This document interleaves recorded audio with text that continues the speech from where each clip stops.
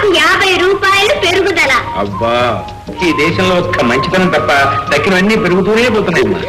నమస్కారం బాబు. ఓ మళ్ళా పిల్లలు కూడా తీసుకొచ్చావే. పార్వతి అయ్యా మీరుండగా మా బాబు గురించి ఆలోచన ఉంది బాబు. అయ్యా, ఈ ఊళ్ళో గంగమ్మ తల్లి మీకోసం పుట్టింది. ఆవిడ సేవల కోసం మీరు పుట్టారు. నన్ను ఆపకండి, మిమ్మల్ని పొగడ్డానికి 1000 నోళ్లు చాలు. మహాతల్లి చనిపోయిన మీ మొదటి భార్య ఏ లోకాన్ని ఉన్నారో ఏమో, ఒక మగబిడ్డని ఇచ్చారు కదా, ఏ రెండో భార్య సాక్షాత్తు ఆవిడ అన్నపూర్ణమేనండి. ఇంతకీ నీకు కావాల్సింది ఇన్ని చెప్పలేను అనుకోండి, వాడి మాట అలా ఉంటుంది. నా గుండెల్లో ఉన్నదేదో పక్కనివ్వండి. మీరేమిటి, మీ మంచితనం ఏమిటి, మీ గుణం ఏమిటి, మీ వంశం ఏమిటి, వాడేవిడండి ఎక్కడి నుంచో వలస వచ్చి ఈన మొక్కలు పిడక మొక్కలు అమ్ముకుని బాగుపడి వడ్డీ వ్యాపారం చేసుకున్న వాడు మీతోటి పోటీయా? వాడే సాగరయ్య. తరతరాలుగా ఈ గుడికి ధర్మకర్తలు మీరు కదా, ఇప్పుడు అది కొట్టేయాలని వాడు ఉద్దేశం అండి. అది నా బాధ. అంతే కదయ్యా, ఆకలి ఎక్కువైనప్పుడు కేకలు కూడా ఎక్కువ అవుతాయి, పైగా లోపల గురించి. అరే సమయాన్ని కూర్చోవే. ఎప్పుడున్నా వామన్ తినే స్వాముల వారికి పచ్చిగడ్డి పలహారం అని, అలాగే ప్రసాదం సరిపోతుంది, లోపల తీసుకెళ్ళి భోజనం వడ్డించు. మీరు అటువంటిది ఏం పెట్టుకోకండి. పలహారం లేకేస్తాను, భోజనం లేకేస్తాను. మీరు కూడా పొందాడు భోంచేయండి. నాకంటే మీరే మెరుగురా, అప్పుడే మెరుస్తున్నారు. ఎక్కడ పెట్టేశారు? గంగిచ్చినా గంగిచ్చిందా? మాటలేమో నాకు అబ్బా అబ్బా అబ్బా అబ్బా అబ్బా అబ్బా, బిడ్డ చిన్నదైనా చెయ్యి మాదొడ్డు. మాట్లాడది తన సొమ్ము కాబట్టి ఇంకా లేకపోతుంది. తన కాళ్ళు కాకపోతే నిప్పుల మీద నడవమంది. దిక్కుమాలి నాకు నాయకుడు గుర్తుపెట్టా నేను. అమ్మా అయ్యా బద్దం ఏమమ్మా అట్టుకొని తింటున్నావయ్యా? తినయ్యా తిను.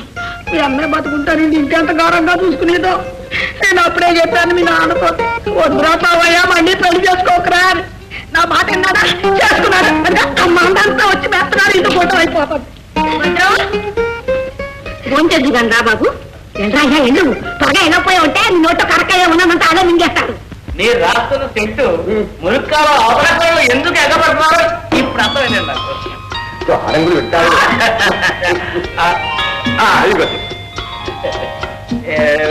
ఈ వాయంటే నేను సరిపెట్టుకుంటాను అనుకోండి. ఇంట్లో పిల్లలు జ్ఞాపకం వచ్చానండి. ఫోన్లో పాపం నీకు పెడితే ఇంట్లో పిల్లలకు కూడా పెట్టారా? అమ్మగారు మాట తెలుసు కానీ మనసు ఎనప.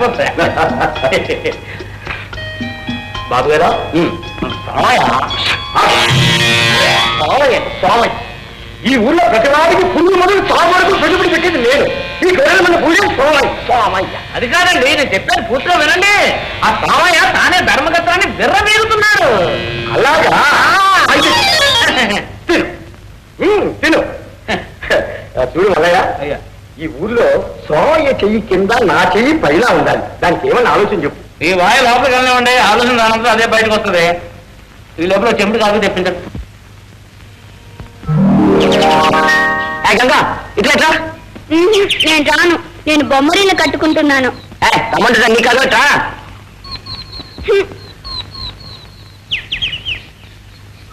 ఏంటన్నయ్యా? గంగా గంగా, ఈ కొమ్మను లాగి పట్టుకో, నేను పైకెక్కి ఆ గూట్లో ఉన్న పిల్లలు పట్టుకొస్తాను. వద్దన్నయ్యా, పాపం అవి అమ్మ లేకుండా ఎలా ఉంటాయి? అవునుక, అమ్మ లేకుండా నేను ఉండట్లేదు, అవి అట్లాగే పట్టుకోవాలి. గట్టిగా చెప్తా, జాగ్రత్తగా. పట్టుకోలేనన్నయ్యా, చేతులు నొప్పుతున్నాయన్నయ్యా.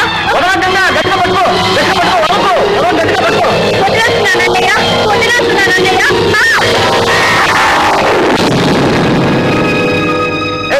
గట్టిగా పట్టుకుంటే వదిలేస్తావా?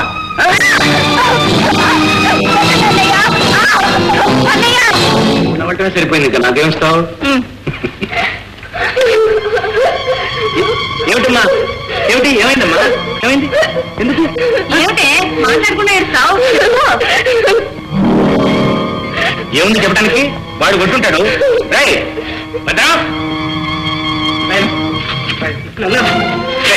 నీకు ఎన్నిసార్లు చెప్తాను?